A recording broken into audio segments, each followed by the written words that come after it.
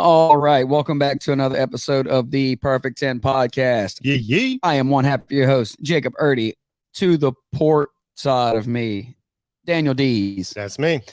All right. This episode today brought to you by Boot Crew Media. Y'all already know, Also brought to you by the Kelly Gibson Foundation. The Kelly Gibson Foundation is a community-driven nonprofit organization that focuses on supporting first responders, military initiatives, and children's athletic programming through golf in the greater New Orleans and Gulf Coast region. For more information, go to www.kellygibsonfoundation.org. Let's do it. All right, and you may not have been able to tell by that song. For me, that song will always mean football. Yes. Ever since the GOAT season. Yeah, and Thursday is kickoff. Yes. Can't wait. Football's back. It is back. I'm whole again. Dude, it seemed like a long off season. Yes, to say the least. But today we're giving y'all the top 10 football plays of all time. Yes. Across all levels. Brat. I didn't really dip into the CFL. Nah, that's not real football. Right. Arena football, not real football. I think I only have, how many college plays do you have? I think I have one. I have 1, 2, 3, 4, 5. I have 2. 6. I have 2. Dang, dude, you got 6. All right, so my problem is I had more than I thought I'd have. Because like we said before we recorded, this list is impossible. I just went off the top of my head. If you research this list, you don't have 10 plays in your head off the top, then you're not a real football fan. Well, and mine are weighted for very different reasons. Some of them are like they're top 10 play because of how memorable they were. Some were the circumstance in which the play happened. Yes. Some are just an impressive play in general. Yes. It's like a real combination of one of these is a very bad play that is just wildly memorable. I know which one you put. In a huge circumstance. So mine are very different weight for very different reasons. I really don't like this list at all.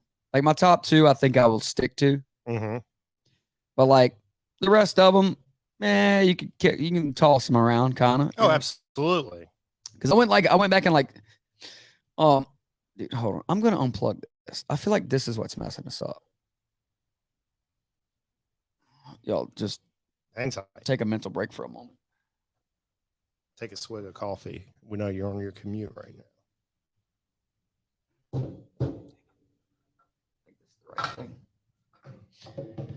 I don't know if that's going to make it wildly better or worse.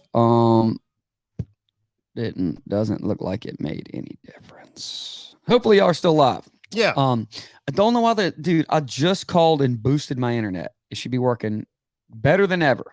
And it's right there. Anyway, do you have any honorable mentions? I have one honorable. Oh, wait. Trivia question. All right. What year was the sport of football invented?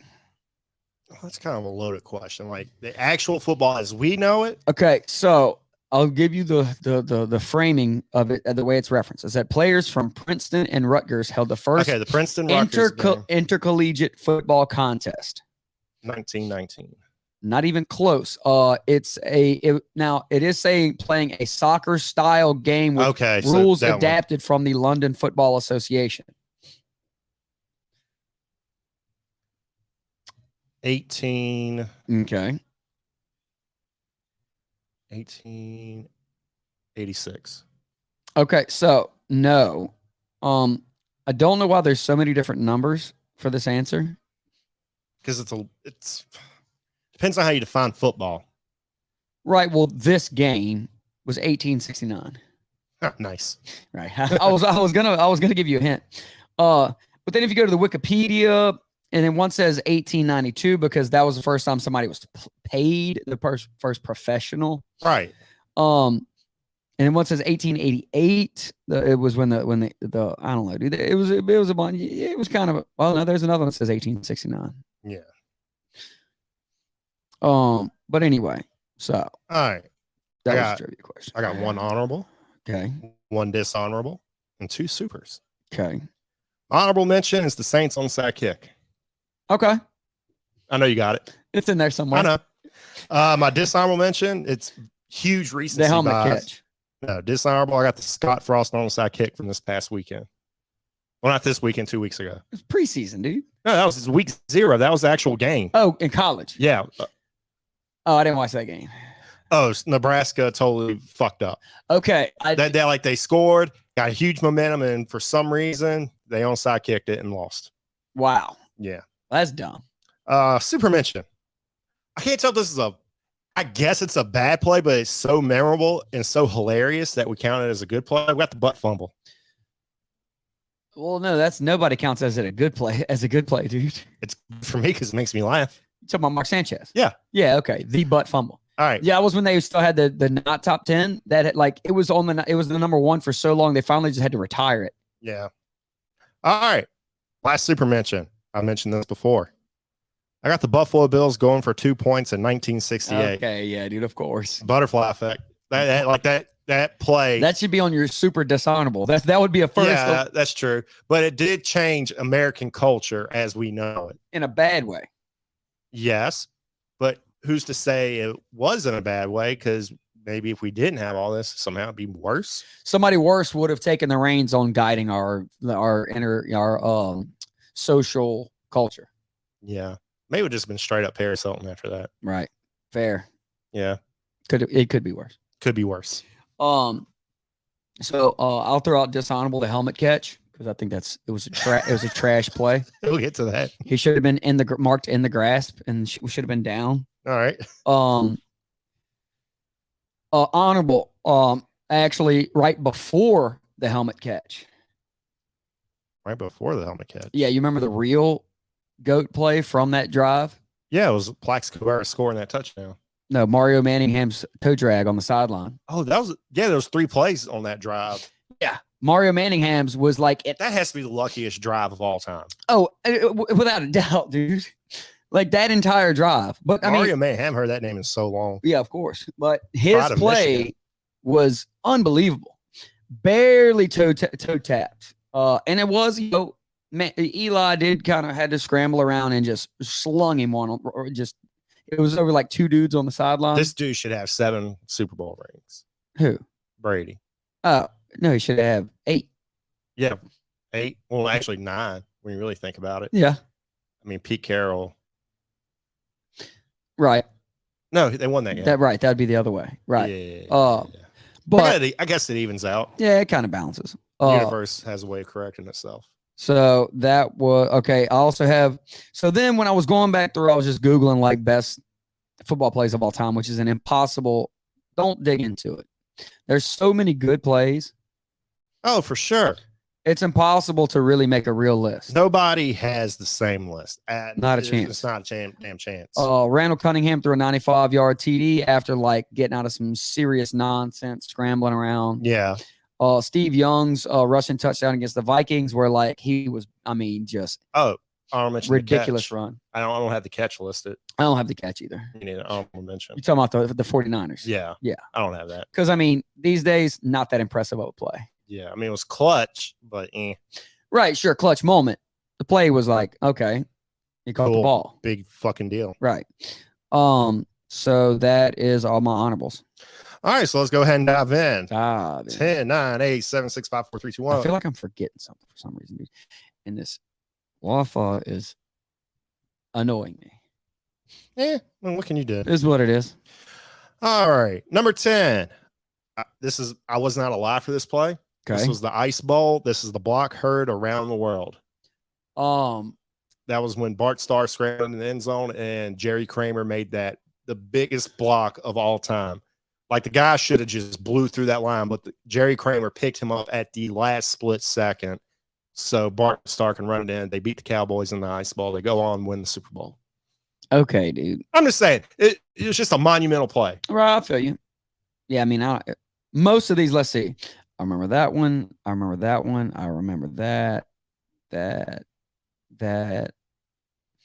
think I remember all of my top 10. Yep. Okay, all right, number 9, 1984 Orange Bowl. I got the Nebraska Fumblerooski. Was that the origin of the Fumblerooski? Yeah, that was the first time it's ever been. And it was done on purpose? Yes. Okay. Yeah, that's why I did. Because like I'm a sucker for trick plays. I feel you. I love a good trick play. There's been a lot of good fakes. All right, number 8. You already went over this. I got the helmet catch. Trash play. No, and I swear by this because that was in the modern era of football, there's almost always some sort of rule that's being isolated specifically for that season. Like, hey, this is what we're looking for. Mhm. That was the season where roughing the passer was being like they created the in the grasp rule. Yes. So they would quit slamming quarterbacks to the ground. Yes. So Eli was in the grasp. And then for sure. you could tell the defender was like, all right, he's down. Right. So he's just like, but that's the defender's fault. He played to the whistle. I hear you. But it was also in a circumstance where had he gotten a penalty, they would have been screwed as well. Sure, he should have kept holding on to him. Don't get me wrong. Yeah. But Manning was like stuck there for a count and a half. Should have been called in the grasp or let him tackle. Good point. So it was just a dumb. And then the catch, sure. I mean, did the ball touch the ground? Did he have control? I just don't like Eli Manning. Me neither. Like, he's like the world's greatest overachiever. The only successful mouth breather of all time. Facts. I can't think of another one. Certainly not off the top of my head, dude. I'm trying to think of celebrities. Like, who's like just a dumbass celebrity that just made it? It's just a total doof. Nicole Richie? Nah, Eli Manning's a bigger overachiever. I'm going Eli as a. Yeah, you gotta go Eli Manning. Anyway, I remember watching it, and I wanted the Patriots to go undefeated that year just so we could quit hearing this nonsense from the 72 Dolphins. God, I hate those fuckers. Popping bottles when the last undefeated team loses. Yeah. Like, get a life. Now, don't get me wrong. Other side of the same token, I couldn't have been happier when the Carolina Panthers lost in the Super Bowl when they went 18-0. Oh, yeah, I forgot about that. Yeah, they made it all the way there undefeated, and they got stomped. That has to be the most forgettable great team of all time. Oh, absolutely. Like, how? Like, we just totally forget about them. Yeah. I don't know. I still don't know how they made it there. 18. I always forget they were 18-0. Yeah. There was nothing memorable about that season. Nothing. Like, Peyton was just washed. They go up against Carolina. Everybody does not care about this Super Bowl because Peyton's washed and nobody likes Cam Newton. And right. Yeah, that was just very forgettable team. That was probably the worst Super Bowl ever. Yeah, it was trash. Yeah. All right, so that was my 10-9-8. Okay. So my number 10. I remember this one partly because I called it, partly because it was the brother v brother Super Bowl. It was in New Orleans. I got Jacoby Jones 109-yard kickoff return to start off the second half of the Harbaugh. The Harbaugh, yeah. Yeah, that was a good one. I love the Harbaugh. Did you watch it at Wise Guys with us? I feel like you were there. Me and the other crew showed up. Yeah, so I was like, dude, would it be wild if Jacoby ran it back after half? Yes. And then took it out from 9 yards deep, and was barely touched. Dude just flew through there. Yeah, we were pretty high on emotions that night. And also, that was the year that it should have been the Saints in the Super Bowl in a home city. That was the But the 49ers beat the fuck out of it. Oh no, that was when the lead changed like 5 times in the last 3 minutes. Okay, I'm thinking of another time. It was touchdown back and forth. That was a good game. And it was whoever got the ball last won, and turns out 49ers scored. I remember that NFC Championship game. Now you mentioned it because I was sitting there saying they're going to win this. Like, they're the better team. They should have 3 times. All of a sudden, I see the 49er defensive players jamming out to Tony Montana. I'm like, oh no, 49ers are winning this shit. They're keyed in. That was like the Saints. It was like 2011 Saints, 2013 Saints, like 2 of the best offenses of all time. And the defense was absolutely trash. Couldn't get it done. Couldn't stop anybody. But anyway, that Jacoby Jones kickoff return was just very memorable. Number 9. Again, this is a combination of one of the worst plays of all time and one of the best plays of all time. And it was at our dispense, but still the weight of the situation. It was the only possible way that we could lose the game as the Saints, the Minneapolis Miracle. Oh yeah, Stephon Diggs. Dude, I went back. I mean, it hurt my feelings. I was like, I can't really remember that. I mean, I remember it, but I was like trying to remember exactly. It was only 10 seconds left. All we had to do was get tackled in bounds, game over. Like the only way we could lose was exactly what happened. Yep. And I was in some bar in Fort Lauderdale with the homies. And like whenever the Saints, I think they kicked a field goal to go up by 1. Yes. And we're like taking shots, like getting rowdy. See, that's your fault. See, and then immediate, I mean, never been from such a high to such a low in such a short period of time. Hey, but my brother-in-law knew it because like as soon as y'all kicked that field goal, I'm like, oh, y'all got this. Y'all got this. My brother was like, nope, this is the Saints. Dude. He said, I've been following this team my whole life. This is the Saints. That was what the 2016 season. Because that was, again, the Saints had an awesome team. That was the year. 2018 was the no call. Yeah. That was the year. No, it was 17 because it was the year right before we had back to back. That was the Tom Brady Philadelphia Eagles Super Bowl. Yeah. Oh, Philadelphia special. Oh, honorable mention. Okay. Yeah. Philly special. So that was my number 8 spot. So this one is actually a really bad play, but I think I don't think it's the only time it's ever happened in the Super Bowl. Very, very, very first play. Ball snapped over Peyton Manning's head. Yeah, that like that Legion of Boom. As soon as that happened, the Legion of Boom locked in. They knew. I mean, they stomped them. Yeah. Like, that was a psychological shift. I've never seen a psychological shift happen that quickly. Bro, and like just because, like I say, it's never happened before, it'll never happen again. Like for the ball, was that when they still started the touchbacks at the 20? It had to be for him to snap it over his head and go all the way in to be a safety. Yeah. But like I said, it's not one of the top 10 best plays, but it's one of the top 10 most memorable. Mm-hmm. So that's my 10 on 8. All right, my number 7. I wanted to put this so much higher because I remember still watching this game. It was such a good game that I actually bought the game on DVD. Okay, so it had to be a Super Bowl. No, this is college. Oh. Probably one of the best games I've ever witnessed. Probably one of my favorite upsets of all time. How old were you? I was 17 or 18. So this has been 2007. Was it the Vince Young? No. Oh, fuck that game. Okay. I don't know. I got the that was when we were like middle school anyway. I got the Boise State Statue of Liberty against OU. Okay. I fucking love that game. I don't really remember. That was back when also a trick play. Yeah. It was back-to-back trick plays at that. Okay. It started off with the catch and pitch, which scored them a touchdown, and they go for 2 with the Statue of Liberty. Okay, and that's the fake pass handed off behind the back. Yeah. Okay. That was such a good fucking game. And that was back when Boise State was in the WAC, rest in peace. Well, the WAC. Well, now it's in D2. But they went undefeated. Everybody said they didn't belong. Then they go to play OU with Adrian Peterson, no less, and upset them. Okay, nice. I don't remember the game. Such a good game. All right, number 6. I had this on here because I was there when it happened. It happened right in front of me. Nice. LSU. I got Red Alert Roxy. That's when Les Miles faked the field goal. The guy pitched over his head. Yeah. The kicker ran it in. Yeah. Dude, I lost my fucking shit. That was there was a little while there where there was like LSU was doing trick plays pretty often. Yeah, that was how he got the nickname the Mad Hatter. That was that year we won the ship against Ohio State. Okay. Yeah. Okay, I do remember, like he touched it, like tapped it down, and then toss toss it over his shoulder. Yeah, no look, toss over shoulder. I don't know who the kicker was. Caught it, ran in. I lost my ever fucking mind because it happened right in front of me. I was in that end zone, and nice, good shit. All right, so that was my 7-6. My number 7.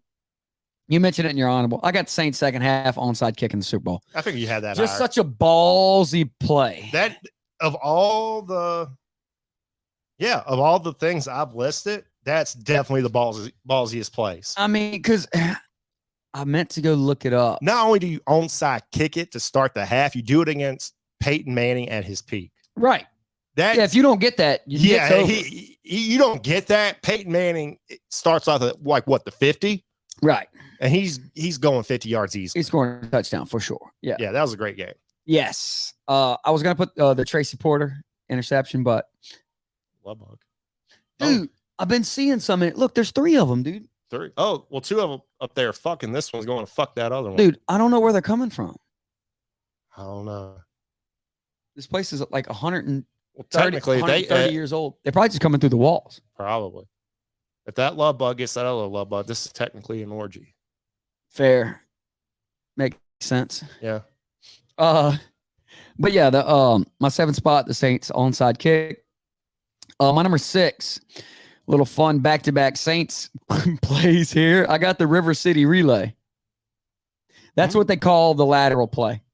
Amazing. I forgot what the weight of the situation was. That way, that like we still had a possibility of getting into the playoffs. Mm-hmm. They do all that lateral, and I also forget it. The pass was to Dante Stallworth, and then he tossed it to Michael Lewis. Yep, beer man, who tossed it to Deuce McAllister. Like I forgot how many classics were involved in that one play. You know how many throwbacks. But yeah, we were still in playoff contention. It was week 16, and we get that, and then John Carney misses the extra point.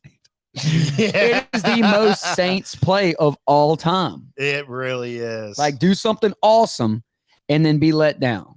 Yep. The Minneapolis Miracle, the no call. I mean, like, just endless amounts. You know, even the end of that 49ers game where we should have won and then went to the Super Bowl. The NFC Championship game against Rex Grossman, who had like a single-digit QBR when we still lost. So many Saints letdowns over the years, dude.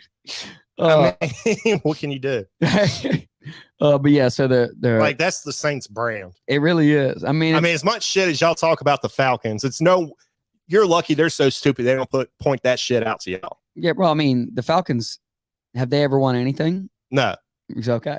But still. We won a Super Bowl. But still. We've been to many NFC championship games. But still. As much as y'all fucked up, y'all are lucky they don't possess enough brain cells to throw that shit right back in y'all's face. That's on them. I mean, it is what it is. But we'll always have 28-3 to hang over their head. Yeah. Even though we didn't do it. Yeah. I know. That's the best part. But yeah, so my number 6 is I never realized they call it the River City Relay until I went and looked up the play. Which, I mean, maybe 8 people call it that, but that's what I'm calling it from now on. All right, my number 5. Probably one of the greatest kickoff returns ever. I'm not talking about Cal Stanford, where the band was on the field. Okay. This had bigger implications. This was an NFL playoff game. Not only was it a playoff game, it was the AFC Championship. I got the Music City Miracle when the Titans did it to the Bills to go to the Super Bowl. When was that? That would have been 1999. Oh. That was like the first time I've ever seen anything like that. Like, I didn't even know Cal Stanford existed at that time. Because this was still new in my football viewing experience. Yeah. So we're seeing the ball lateral that many times. It just blew my little fucking pea brain. I don't remember that one, dude. Wait, who beat who? The Titans beat the Bills. Oh, okay. Then they went and played against the Rams. Yeah. Rams won by a yard. Okay. Yeah. That was probably that season where I fell in love with Steve McNair. And that's when the Titans became like my second favorite team behind the Rams. Yeah. And that's why I'm here today. All right. So number 5 was Music City Miracle. Number 4, I got Flutie Magic, Boston College. Doug Flutie with that Hail Mary, Boston College. Okay. Yeah. That sounds familiar. I can't picture it immediately. Whenever I hear Doug Flutie, I immediately think, wasn't he the one that he did drop kicks? Yeah, he did drop kicks for the Patriots. Like, I don't know why he was not a bigger deal. Probably because he was so little. He was like a little bitty quarterback. I think that's what made the Flutie Magic so. He also played for the Chargers, who Drew Brees sat behind. Yes. Drew Brees sat behind Flutie. Drew Brees took his job. Right. And then Phillip Rivers came to Drew Brees' job. And then Justin Herbert. What a string of quarterbacks the Chargers just had. Yeah. I mean, that's pretty fucking impressive. And they never win anything. They can't ever make it all the way. Yeah. That's sad. It is, dude. You go from Flutie to Brees to Rivers. Rivers was good for a really long time. Yeah, Brees has always been good. Right. And so is Phillip Rivers. And how they've never won a Super Bowl with Phillip Rivers is just can't win it. Mind blowing. I don't even think they really got to AFC Championship games. Like they've had a team. Well, they had the number one. I'll never forget this. They had the number one ranked offense and number one ranked defense and did not make the playoffs. What? Yeah, that's a real fucking stat. That's not possible. Yes, it is.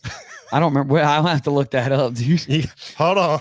Kill some air. I'm gonna look it up. Well, what? That was when they had Rivers. That was when they had Flutie, probably. No, I think it was when they had. When did LT play there? It had to be I think it was like Phillip Rivers' second season. Because I mean, there's no way you can have the number one offense and defense and not make the playoffs. Let me see. I feel like maybe they did in different seasons. Can't be the same season, dude. This was the 2010 season. They had number one ranked offense and defense. What was their record? They went 9-7. What? Yes. That doesn't make any sense. Number one offense, number one defense. How the fuck is that possible? I mean, that is wild. Like, that's unfathomable. That has to be like, they have all these stats of like. That's because when they won, they blew them out and crushed them. But when they lost close. Well, that's like stats that'll never be like records that'll never be broken. That'll never happen again. Their biggest loss was 15 points. Number one, that is insane, dude. Yeah, that's a fun little fact. That is a fun fact. Add that to the list. Wait, so number 4, Flutie Magic. Okay. My number 5. This one was I think this was the COVID year. One of the most impressive catches I've ever seen. Which it's criminal that I don't have any Randy Moss in my list at all. But I love Randy Moss. I love Randy Moss too. There's a game where he had like 3 catches for like 160 yards and 3 touchdowns. Yeah, that's the most insane stat line I've ever seen. I don't think any other stat line will top that. No. Knock something off. But anyway. I have COVID year. I got the Kyler Murray to DeAndre Hopkins. Hail Mary? Yeah, and DeAndre was like in the middle of like 3 or 4 dudes, just jumped up. Strongest hands of all time. He does. The dude's got massive. I mean, like hands. the catch was unbelievable. Fun fact about DeAndre Hopkins. The reason he fell in the draft was because during the combine in the hotel room, he partied too hard and he smeared doo-doo on the walls. What? Now you're just making stuff up, dude. Oh, good God. You making me Google again. Dude, I mean, who knows this? Me. Unfortunately, I know this. It never escapes me. Just dump all over the walls? Yeah. Like off of Dumb and Dumberer? Yeah. Shit everywhere. It's all over the walls. Wait, that was oh dude, I am drawing. I can't remember what the comedian's name. Who's the dad in Dumb and Dumberer? See, NFL draft picks left hotel room covered in urine and feces during scouting. Who's there? DeAndre Hopkins. What? Yeah. I mean, that is absurd, dude. Imagine you're at the NFL and there was another dude. Mark Harrison. It was both of them. So if just you and the homie in the room, like, hey, you know what'd be cool right now? We put doo-doo on the wall. It's ridiculous. You're at the NFL Combine, the most important job interview of your life. Yeah. And you smear shit on the walls. Dude, that is mind-blowing. Add that to the list of fun facts as well. DeAndre Hopkins played with shit. Apparently the other dude wasn't good enough to get away with it, Right. But anyway, that D-Hop catch, though, was unbelievable. And it was a Hail Mary, last play of the game. It's my 5 spot. My number 4 spot. I didn't like this play because I'm not a big Auburn fan. Yeah. I got the kick 6. Ooh, I forgot about that one. I mean, sorry, Trash. I forgot about that one. The weight of the situation. I fucking love the kick 6. Dude, it was unbelievable. I can't believe I forgot about that one. God damn it. How Alabama allowed that, like, because they deserve it. That's why. I get it. Like, it's a long field goal. If it falls short, they got a guy back there. Yes.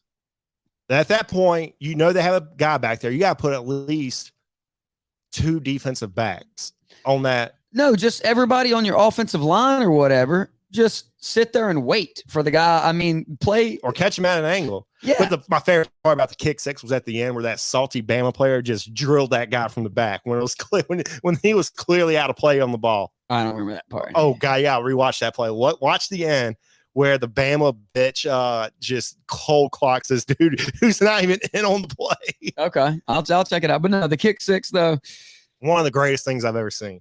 Couldn't happen to a better fucking band of bitches. So that's my 4th spot. All right, my number 3 spot hits close to home. I got the Billy Cannon Halloween run. Okay.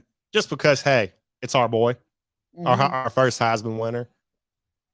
Yeah. Yeah, that play is called something. The Earthquake run or something. I can't remember. Billy Cannon's Midnight Run. I don't know. I think something like that. Yeah. Yeah. I don't know what it's called, but still, that's our guy. Yeah. I mean, I wish I would have been able to see it. You see it on like a projector film time. It's like a silent film. Right. You don't hear the crowd. But the funniest part about that thing, like these Ole Miss cats cannot catch him, but the referee's running side by side on This him. thing is way too hot. What, the Bucky seat? Yeah. Trapping. I mean, my butt sweating over here, dude. Swamp ass. That was your 3? That was my 3. My number 3. I watched this entire game through a cloudy window, sitting in a hot tub, hammered drunk in Colorado. I call it Edelman's levitation. In the 28-3 comeback game. Over the middle, like in a pile of like 3 dudes, he's got like a foot between his arm. Like he juggles the ball like 3 times. Somehow the ball just levitates, like never touches the ground. Yeah. And like, again, that was like on a drive that they absolutely had to have. Oh, for sure. And that catch is basically impossible. Yeah, like if you go back and watch it, like that's just further proof Tom Brady sold his soul to the fucking devil. Fair. I think that's revenge for the helmet catch. Yeah. Just in the football realm, you know. But I got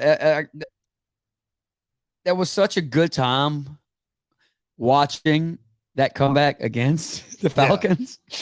Yeah. So that's why that play is just burned into my brain. Is like because it was part of one of the greatest. Sure, it's for Tom Brady to get another Super Bowl, whatever. But more than anything, it's for Atlanta to lose one. Yeah. So I got that. I got Edelman's play in my 3 spot. All right, number 2. Sorry, I got to do it to you. I got Beastquake. I got Marshawn Lynch's run against the Saints. Okay, so another reason I don't respect that play as much as most people probably do, but everybody was trying to strip the ball. Nobody was trying to tackle him. Okay, that's Marshawn's fault? No, but it's like 3-4 dudes could have tackled him if they weren't all trying to knock the ball out. Didn't do it though. Right. But they were already ahead. The only way we had a chance is to get the ball back. And he had one of the greatest dives into the end zone ever. He just turns around, holds his dick, and full sack. Yeah, that's like one of the coolest touchdown celebrations of all time. But like I say, though, I just don't. He could have been tackled many times, but everybody was trying to strip him. Yeah, it's still a great play though by him. Sure, not as impressive though. You know. Well, the same thing could have been said about this Minneapolis Miracle when that safety tried to strip the ball from him. What? Yeah. No. I'm not talking about the cornerback who missed the tackle. I'm talking about the safety who tried to strip the ball and he just straight up missed. Minneapolis Miracle? Yeah. No, you're way off, dude. Let me pull it up. I just watched it a while ago. Nobody was close to him after he missed the tackle. Marcus Williams, the one that missed the tackle, also tackled our guy. Oh, that was it. Yeah. That was luck. Yeah. So, I mean, once he missed the tackle, it was game over because he also knocked the other guy out of play. Yeah. Yeah. No. So, no, not the same thing could be said. I can't, dude, I meant to go back and look it up. I can't remember who it was. Who was number 18 for the Saints for a long time? No. Dude, I think he played for LSU too. Devery Henderson? No. Yes, it was Devery Henderson. There was a play where it was like at the end of some game. It might have been a playoff game. I think it was wild. Like something happened. We fumbled. Guy picks it up. Henderson chases him down, strips the ball, takes the ball from him, and then runs it. It was like, I think it was either a pick and then a strip, or a fumble then a strip, all in the same play. Yeah.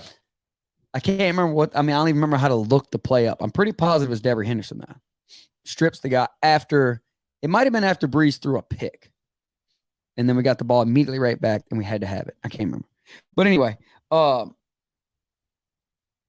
yeah, so I don't respect the what are they called, the earthquake? Beastquake? Beastquake, yeah. That was your number 2? That was my number 2. My number 2. What is the most memorable play in college football history that we watched? Urban Meyer fingering that broad at the bar. Okay, we didn't watch that. I watched the video. Okay. No, I'm assuming we all watched the game. We had to. I don't know what you're talking about. It wasn't any of our people exactly. It was one SEC team. It was the Outback Bowl.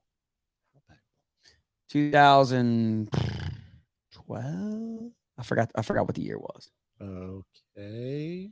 Think of the biggest tackle anybody will ever remember. And Jadeveon Clowney. Basically bullshitting that guy. Decapitating the Michigan running back. Dude, that was sick as fuck. He hit him so hard. The helmet just blew up. The helmet flew. Like that shit you see in like old Blitz games. Exactly. So my number 2 spot, and that single-handedly made him the number 1 overall pick. It also was in a situation where I believe there was still like 8 minutes left in the game, but South Carolina was down and Michigan was driving, and Clowney came through that gap and just obliterated this dude and basically took the ball right out of his hand. I mean, the dude had no choice but to drop the ball. Yeah. Can't blame him for that. His head just came off. It was awesome to see. And then Clowney just palmed the ball, and then, that's a good one. So that's my number 2 spot, just because I don't know that we'll ever, especially the way the game is now, we'll never see such a violent, perfect tackle. There was one, not nearly as brutal as Clowney's, but it was just almost as cool, was in college, was when Aaron Donald. The only reason I'm not giving Aaron Donald a better play than Jadeveon Clowney on this, because it was against Duke. I mean, Duke's not a football school. Michigan is. All right, but irrelevant. Aaron Donald blows through the line. Not only tackles the running back as the quarterback hands it off, he tackles both of them. Okay, yeah. I think I know what you're talking about. That was sick. Yeah. But Jadeveon Clowney was much cooler. Because the helmet blew up. And there's also a ton of plays we could put in here of Polamalu timing up stuff on the line, or Ray Lewis or Ed Reed just demolishing people. There's so many plays, dude. Yeah. So many good ones. All right. I'm probably jinxing myself on this. I think you're going to be right. Is this an offensive play? Yes. Was it around Thanksgiving time? No. All right. Well, not it. Ain't going to be it. I'll just take this aux cord out, put that buzzer away. I mean, unless you're getting your timelines wrong. I remember watching this game at Friendsgiving. No, this was back when we were in like middle school, early high school. Yep. I got the Bluegrass Miracle, LSU versus Kentucky. Okay. The reason I say that is, one, because I'm biased as fuck. Yeah. And two, I think this is what launched LSU into a big time program, because before that we were like an 8-9 win team a season. We sniffed 10 wins with DiNardo probably once or twice. Okay. Bluegrass Miracle happens. Very next year we win the Natty, and then we're just. So we were 13. Yeah. Okay. I don't see. I didn't really watch college football that much back then. All right, that's fair. But when Marcus Randall threw that bitch up, came down with it in that end zone, you see Hefty Lefty on the fucking ground, just crying. Rest in peace, dog. Hefty Lefty, yeah, R.I.P. homie. What happened to him? He died. I know, but of what, like heart problems or something? I imagine so. He was hefty. Dude, I want to go back. That body is not sustainable. I want to go back and watch some Hefty Lefty highlights. Dude. He was a unit. Could sling that thing, dude. He played for the Giants. He actually got in the NFL. He was a backup to Eli. Shouldn't have been, you know.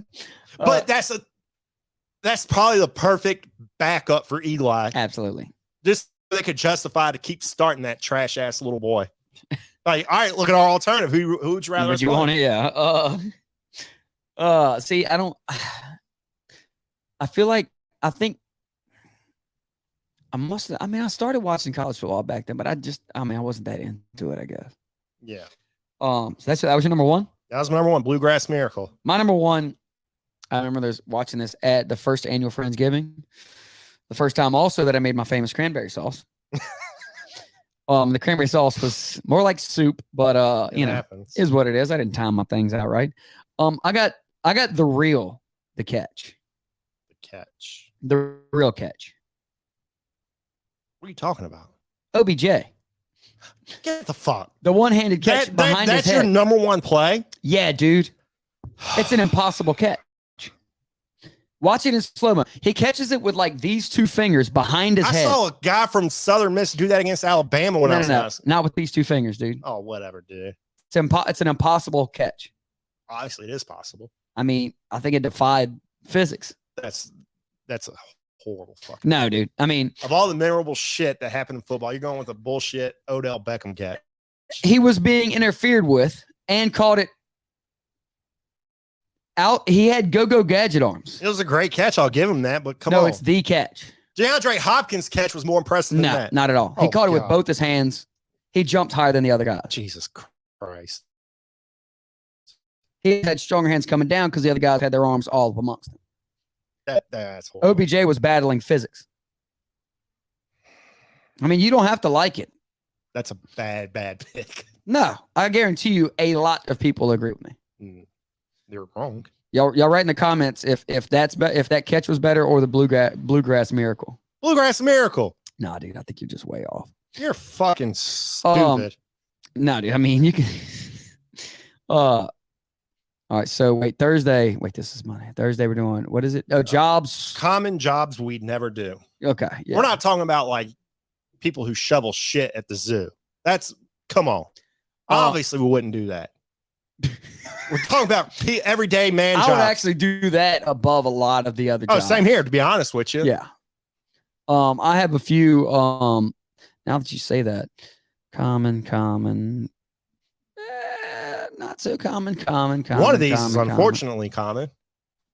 We'll get to that later. Okay. We'll get to that Thursday. But anyway. But for us, we'll get to that in like a few minutes. Right. Rundowns. All right, rundowns. I got Block Herd Around the World. I got number 9, the Fumble Rooski. Number 8, the Helmet Catch. Number 7, Boise State Statue of Liberty.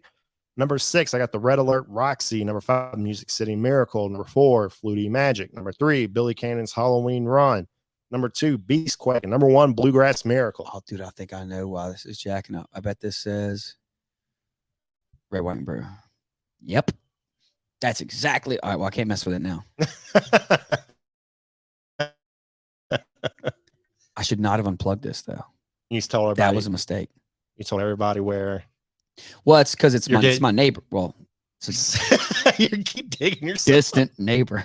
Distant neighbor. My number 10, I got Jacoby Jones kickoff return. 9, the Minneapolis Miracle. 8, the snap over Peyton's head. 7, Saints onside kick in the Super Bowl. 6, the River City Relay. 5, Kyler Murray to DeAndre Hopkins. 4, the kick 6. 3, Edelman's levitation in 28-3 comeback game. 2, Clowney decapitating a guy. Number 1, the real catch, OBJ. All right. Don't forget, go hit all the likes, subscribes, hit the 5-star rating. Check out all things Boot Crew Media. Check out the Kelly Gibson Foundation. Dude, what am I looking for? Wait, there we go. Yeah, and make sure y'all come back Thursday. All right. Till then. Peace.